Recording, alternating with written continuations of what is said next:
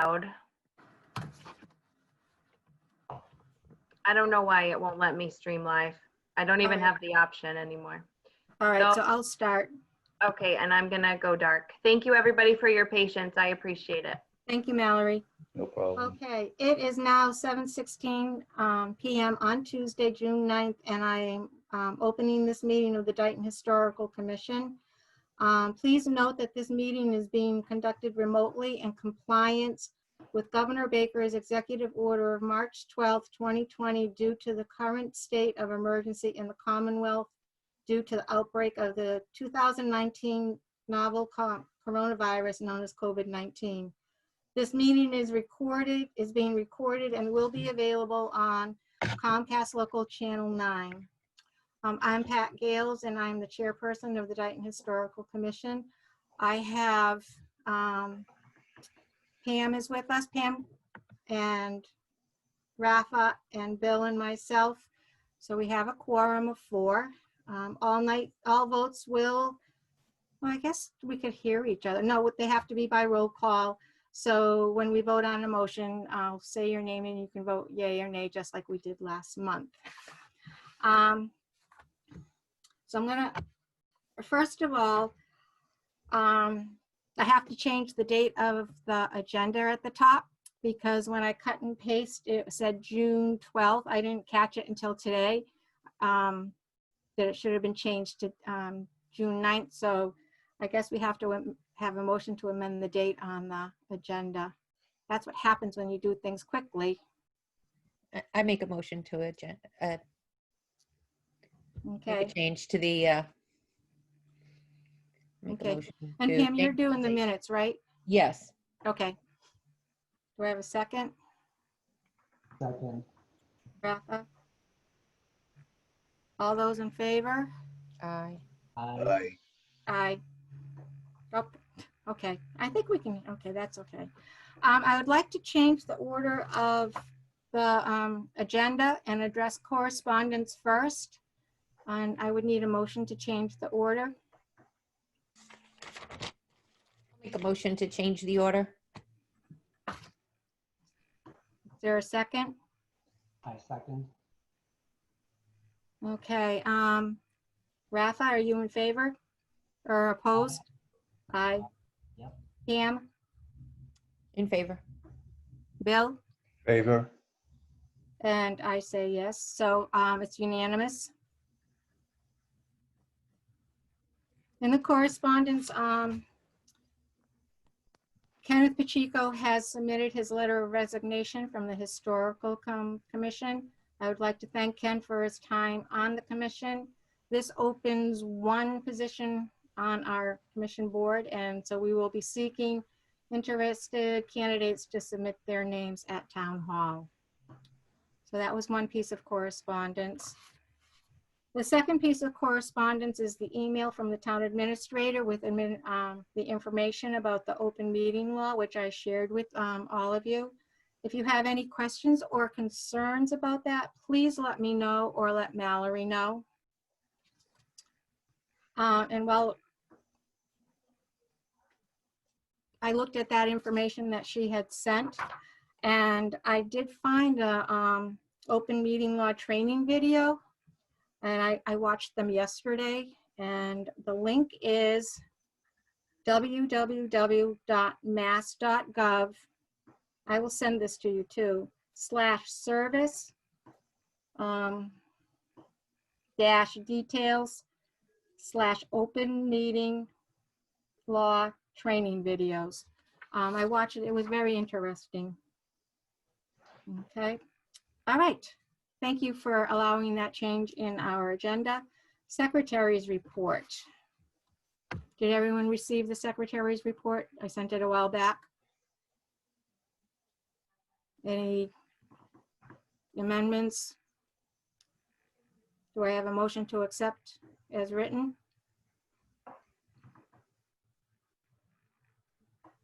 I'll make a motion to accept. A second? I second. Rafa? All in favor? Bill? Aye. Pam? Aye. Rafa? Aye. And I say aye. Okay, I will submit those to the town clerk. All right, moving on. Unfinished business, the James Briggs House, 949 Somerset Ave. The selectmen at their meeting directed the town administrator to prepare the items needed for the bid process, including the publicity. What was that? Oh, the That's noise. the town administrator has directed to prepare the items needed for the bid process, including the publicity. We also asked about an extension of the 6-month delay. They will revisit that. That request will be revisited if we need it, if it looks like everything's not going to be able to be done within the 6 months. We asked about a sign on the house to save the James Briggs house. And that would be considered a political sign and not appropriate on town property.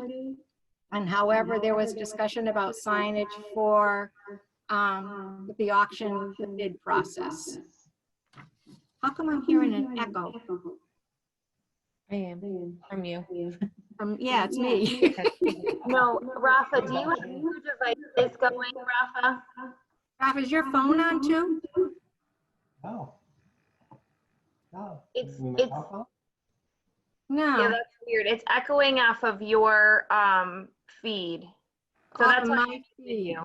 That's That's a cat's feed. Is that better? Oh, that's weird. That's better. Okay. All right, that seems okay. So that's the update from the selectmen on the James Briggs house. Does anyone have anything else on that? Okay. I do, I think, I'd like to. What, on the response of the selectmen, Mhm. could you just say that again? About the 6-month extension? The request for the 6-month extension, they will revisit that if needed as the time gets closer to the end of the 6-month delay. Yeah, but what is the criterion of so-called needed? What does that mean, needed? If things are not falling into place, like if they need more time for the person to complete the process, or the bid process, or the pieces of getting that house moved. Okay, Okay, yep. all right. Preservation Massachusetts Most Endangered Historic Resource Program. Rafa, you're working on this? Yeah, I'm almost finished, but I still need the Form B. Before you do that, I just kind of want to make sure everyone has the same information about what that is. So in 1993, the Preservation Massachusetts was endeavored to identify endangered historic resources from across Massachusetts and to try to discover ways to work collaboratively with partners towards a positive preservation outcome. So local groups or individuals who are deeply concerned about the potential loss of significant resources submit nominations for this award, which are reviewed and discussed by a committee and a list selected. And this is one of the first steps in focusing statewide attention on the resources, their challenges, the community importance, and can serve as a catalyst for preservation opportunities. Getting listed on this resource list is only honorary. It's not legally binding in any way, nor does it insinuate any regulatory authority on behalf of Preservation Massachusetts or the nominator. And it's not to be used as a negative or to smear or shame campaign. And Preservation Massachusetts encourages the positive collaboration with all the parties in working towards a solution. So that's the definition from the grant. So I thought that was important that everybody have that as the same information. Okay, Rafa, take it away. Okay, so I'm almost finished completing the form to nominate the Jamesburg House for the most endangered historic resource list. I sent you an email requesting if you guys are willing to submit a letter of support, perhaps giving a reason or two as to why we should preserve the Jamesburg House. So far, I received 2 letters of support from private citizens, and the letters are not required; they're not really needed, but I think they can make a big impact. And when I spoke with the circuit rider Jeff Gagnon about it, and he said that the Briggs House has a very good chance of being included on the list because the situation is unique.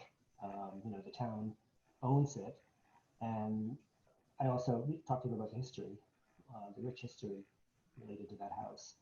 So if you guys are willing to volunteer to submit a letter supporting the So you're preservation. asking for individuals to write letters or the commission? Individuals. Individuals, yeah. Okay.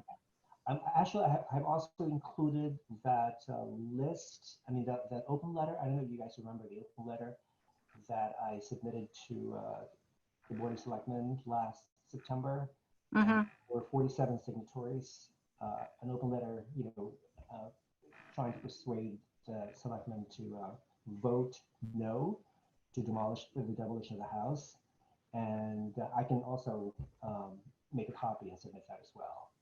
So I have 47 signatories plus your letters if you like. Okay. Okay. That's it. Rafa, you had also asked, you had emailed me about information about the James Briggs house Yes. that you need. I can probably get that, and that goes along with some of our preservation things that we'll be talking about later on.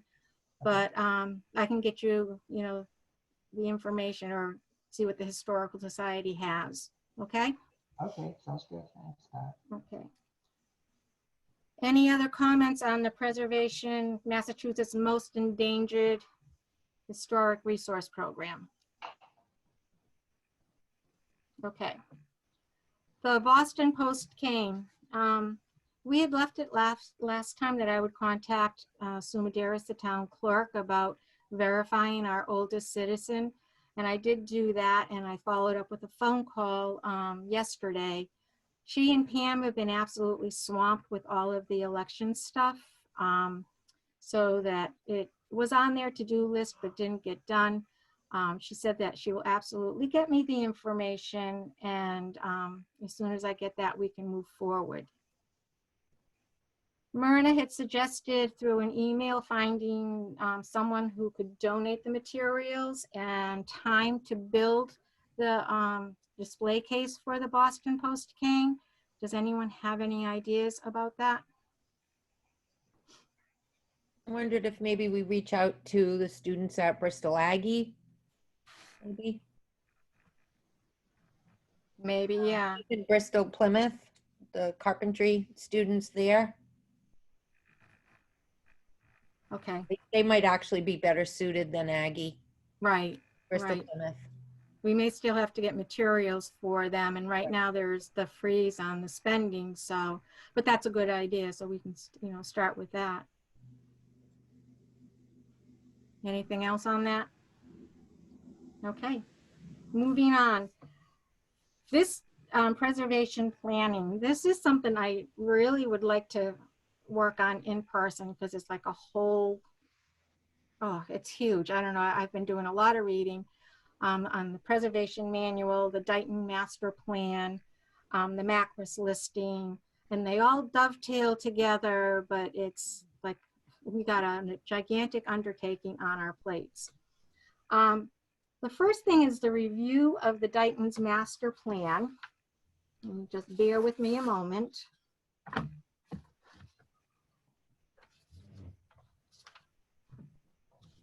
So I sent you all the link to the master plan, and in the master plan for the historic preservation, there are 14 recommendations, and I compared those 14 recommendations to our goals that we set. And we really weren't far off as far as establishing our goals as to what needs to be done and what was recommended. And this was written in 2014. They had such things as a town-wide historic preservation plan, educating our public, educating homeowners about their historic homes and the importance of them, doing events, establishing some local historic districts, such as in North Dighton, the North Dighton Village, and Mount Hope, such as the Dighton Rock Dairy Farm, which is up on Elm Street, was on Elm Street. So in comparing our goals and that, we are on the right track. So that leads us into the Preservation Planning Manual from the Massachusetts Historical Commission. That's quite a document, and I've kind of like breezed through it. I've picked out different things. It talks about filling out the inventory forms. There's the Form Bs that we know. There's Form As, there's Cs. There's different forms for different kinds of historic resources, such as statues, bridges, monuments, cemeteries. So that's a good read if you get bored at night. So between those two things first, does anyone else have any comments about the Dighton Master Plan? My question, Pat, Yep. the master plan was, did you say 2014? Yep, Okay. And that was put together by who? the town. They had various committees that looked at different parts of things, and then it was all put together, you know, from that study. So town committees. Yep. Okay, thank you. And it's available online if people Okay. want it. Yeah.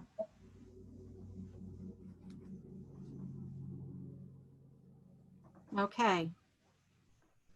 The Preservation Planning Manual from Massachusetts Historical Commission. Did anyone have any opinions, a chance to look at it?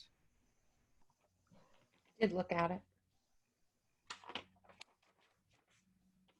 This will be our, I think it will kind of become our Bible as we're proceeding forward with the guidelines of what we need to do. So for our July meeting, let's take a look at, say, the section that has to deal with inventory forms.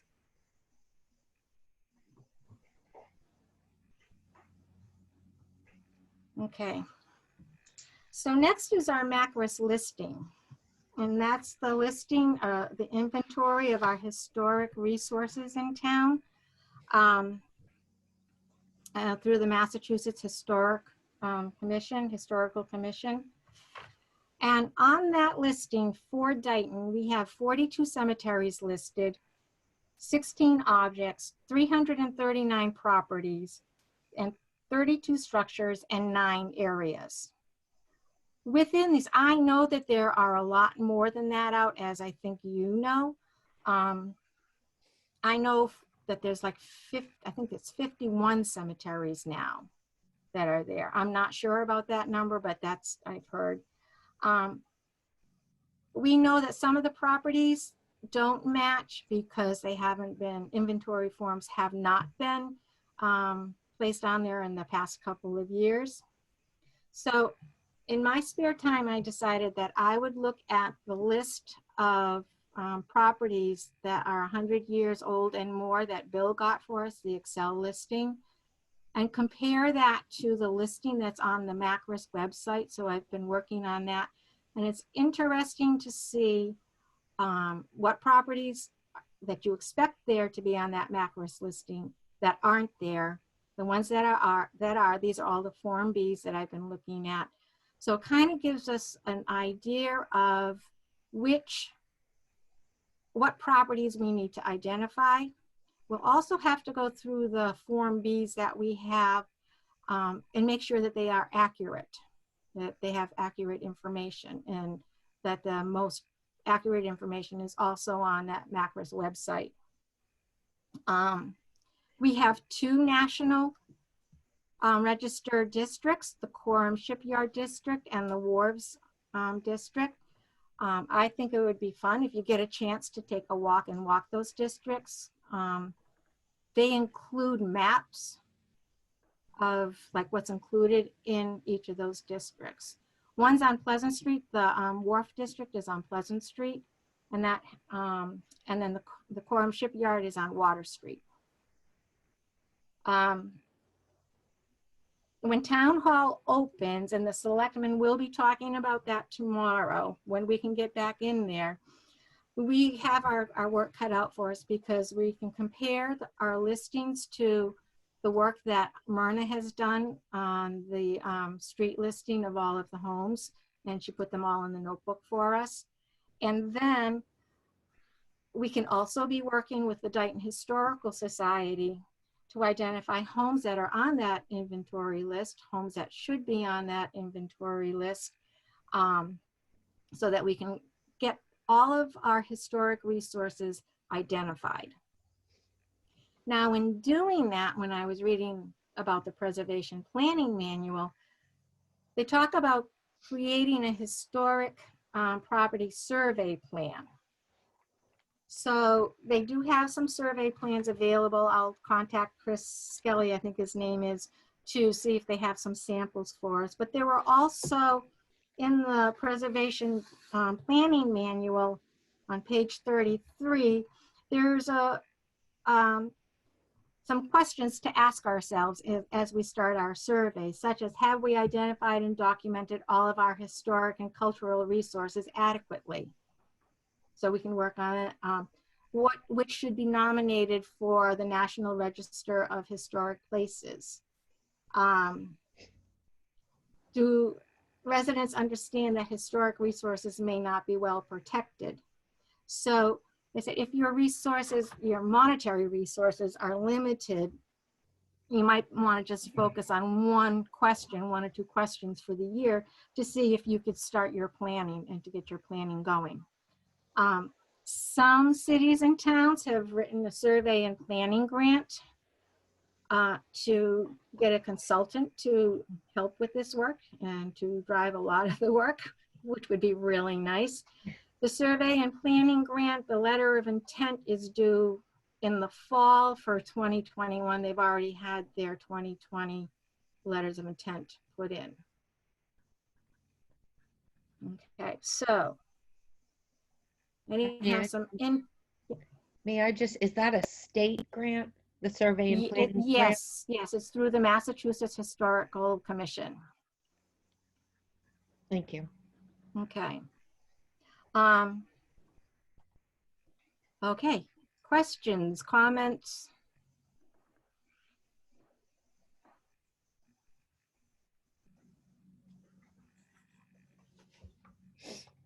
We probably also want to make committees to divide up some of the work at some point. So if we can come up with a basic, bring your ideas in July for a basic game plan of how we're going to attack this.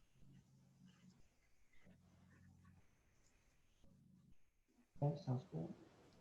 Okay, Mhm. so you have homework. I was a teacher, you know.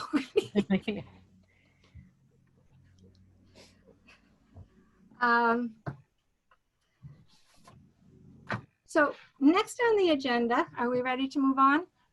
Mhm. Okay, we have discussion of the prevention of demolition of historic homes. And a while back, Rafa had shared some information with us, some articles about legal recourses to prevent demolition of historical houses. I read the articles, and I think one of the most important things that we can begin to do is our survey, making sure that we can identify our historical resources that we have, and that will help to identify which homes are significant. As we are an advisory board to the town on historical resources, as this list becomes more together, we can share it with the planning board, the zoning board, the building inspector, the selectmen, the conservation committee, because that kind of information they need when they start to make their plans. And that's my viewpoint on it. I agree. You agree? Yep, totally. Thank you, Rafa. Yeah. Are we good on that? Anyone else have any comments? Pat? Mhm. I think I strongly agree with that business of making sure that we have a good database Mhm. of historic homes and using, I think you said using Myrna's. I have not seen Myrna's information. I know she has some hard copy probably at her house or somewhere. We have one in the office too.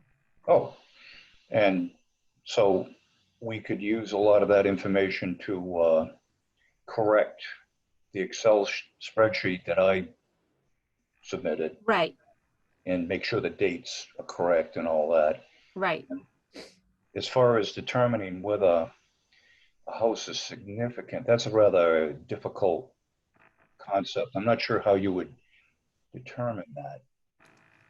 That's when you determine something is significant by its age, and we can talk about criteria. That's one thing that would be a good conversation to have. What kind of criteria? What makes that structure important to the history of Dayton? Mhm. And so those are good conversational points, because that's what people ask. Why is it important? And the history is important. A particular structure may be the home of, Right. someone famous, or one of the sea captains, or like I'm thinking of the customs house.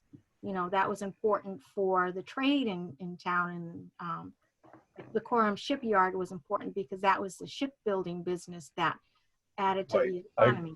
I got it. How Okay. about one other thing, uh, somewhere along the line is, I think you said that there would be an attempt to take of those criteria houses. And Say that again? at some point, I think you mentioned that there would be an attempt to get national, the national historic site acceptance, right, of some other houses that aren't already. Mm-hmm. So we need to know which ones are and which ones, well, we need that. The first up front is what houses actually have had national historic. Okay.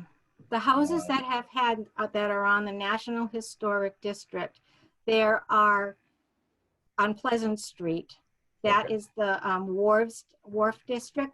And when you cross the Muddy Cove Bridge on Pleasant Street, and there's 3 stone wharfs out in the water, right there is there's a ranch house. The next house is the customs house. The next house was Spooner's house. Was it Spooner's? Yes. And then the Eddie house is there, which was an inn. Okay, I'm pretty familiar with that. Yeah. Well, So that's a National Historic District right there.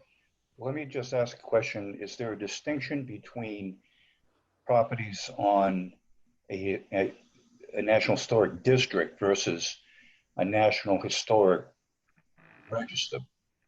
No, the register is the listing of the things that are on the National Historic Districts and houses. So if a property is in a district, is it automatically on the National Historic Register? That's what I'm trying to find out. It would be a part of that. There is a whole criteria that goes to identifying and getting properties onto that National Historic District. And the first step is to have the inventory of it. If you go, where did I see it? The Mass Historic Commission, there will be a link to the criteria for National Historic Districts and Register. Well, I'm not sure I'm clear on the, I don't want to take up too much time on this, but, so if, say I had successfully, say a house that wasn't in a district currently, but it was on the register. In other words, it wasn't in the wharf area, but it was somewhere else, and it had been successfully put on the national. Right. And suddenly that district, say, I mean, that area where that house is, was also had become a newly national historic district. Just, or it's actually, I think you were trying. You might know what I'm trying to get at is they're mutually exclusive. In other words, any property on a national historic district versus one that's not in a district but it's on the National Historic Register. Are they mutually? I'm not sure if that's a Okay. defined distinction. I'm in the learning process with this too. So, there is a lot of information in the preservation planning manual about it. And where else did I read? And there's links to the National Historic Okay. Register. One So- more thing. Okay, I just want to, all of these things under preservation planning, the review, the Dayton Master Plan, the planning manual, the macros listing, all of those are available on the internet, correct? Yep. And I sent you links to Okay. the master plan, to the preservation manual. The macros listing I didn't send because I thought everyone had that one. That's okay. fine. Okay. Anything else? No. Anybody? Although we are going to continue, we haven't finished talking about the prevention of Oh, demolition. right? okay. Yeah. Yeah. So one of the things you mentioned was to bring up the criteria for significance, so we can, work on that. And we probably would want to use the criteria that comes through the National Historic District, their criteria for, getting included. Okay. Anything else on discussion of the demolition of historic homes? Well, we haven't really discussed the prevention of it. Are we talking about methodology here or I think it's kind of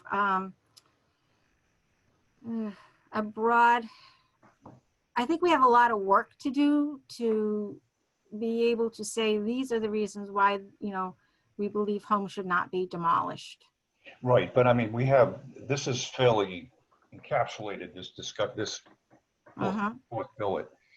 I'll just say, the only way that I can think of actual legal prevention of a historic demolition of a historic home is, I don't think there are too many actually. And that would be what's called a historic lien, which would be on the deed of the property. I don't know if you've ever heard of that or not. No, I don't know anything about historic liens. Okay, well, it's not, I don't know how common it is, but there is a procedure to it. It obviously the homeowner has to be involved and obviously okay, because what it would do is it puts like a bank lien almost. In other words, the house can't be demolished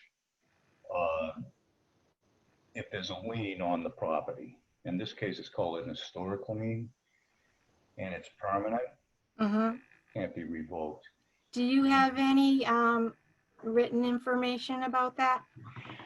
I do. It's actually you have to have an administrator because obviously somebody has to enforce it. Yeah. In other words, it's there's an organization, a preservation organization. It's not the mass historic thing. It's a private. I can get the information on that. All right. They don't accept any house or any property without review of this organization. And they're pretty fussy. So it's not something like any sale of the house, of course, it's in the deed and it goes along, piggybacks along to the next owner. So it can't be removed once it's in there. Could you gather the information and share it with us? Sure, I can do that. Okay. Okay, that's all I have. Thank you. Thank you. Anything else? Okay. Next on the agenda is the committee to research a possible Nat crane display at the Bristol Aggie School. Pam had brought this to my attention a while back, and do we have any interest in this? Are there volunteers for a committee? So I'm ready for some discussion. I'm all for it. I think we should do it. Yeah. Well, a little louder, Rafa? Yeah, I think we should do it. Maybe, I don't know, maybe name, they're constructing 3 buildings at that site right now? Yeah. Why not name one building, not crane? And then devote one room, maybe, I don't know, the vestibule or the lobby or whatever, and, you know, display pictures of the old house on the walls and whatnot and everything. So I think that'd be great. Yeah. Would you like to head up that committee, Rafa, to Yeah, explore sure. that? Yeah. Okay, Sure. That building, the new building is a monstrosity, by the way. it is. It's huge. It's I went just by it today. just so out of place. It doesn't Yeah. belong. It doesn't belong in Dayton, but for some reason it's already there. So Okay, would anyone like to join Rafa on his committee with, I'd be up for that if Rafa wants someone. okay. okay, we'll Okay. do it. So Rafa and Bill will form a committee to research the possibility of a display names at Bristol Aggie. As a committee of the Dayton Historical Commission, you do have to follow the open meeting laws. If you meet, the meetings have to be posted and minutes have to be kept. Okay? Okey-dokey. Okay. Is there anything else? Okay, I remember, didn't Ken Pacheco mention once that he knows of someone, of a buyer who might be interested in the James Briggs house? Whatever happened to that? Who is he? Yeah, he did. I'm not sure what happened to that, but that interested person would have to follow the process that's set up by what Mallory's working on for the bid in order to get the property, because it is town property, so there has to be a process for it. Okay. Okay. Anything else?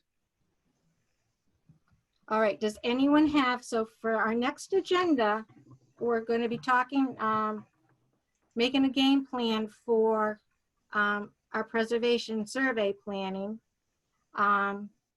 Once town hall is open, we can set up a working meeting. I'll find out when we can go in and we'll do that. We're going to work on criteria for significance. We'll continue with the Boston Post cane, see if we can get that wrapped up. Is there anything else that would be on? And of course, we'll continue following the James Briggs house. Anything else for our July agenda?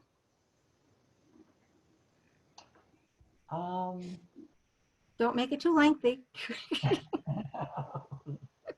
No, a possible replacement for Ken Pacheco. Oh, yes, yes.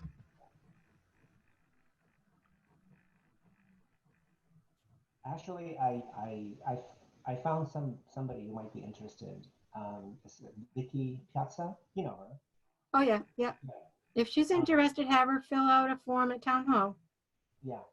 And she's there. Well, what do I have to do? She asked me. Well, you know, just preserve history. Yeah, I think this is a job that's as much as you want it to be or as little as you want it to be. And I like dive in with both feet, so. Right. Okay. We're good? All right, I'll entertain a motion to adjourn. I'd like to make a motion to adjourn. Okay. Is there a Seconded. second? Okay. All in favor?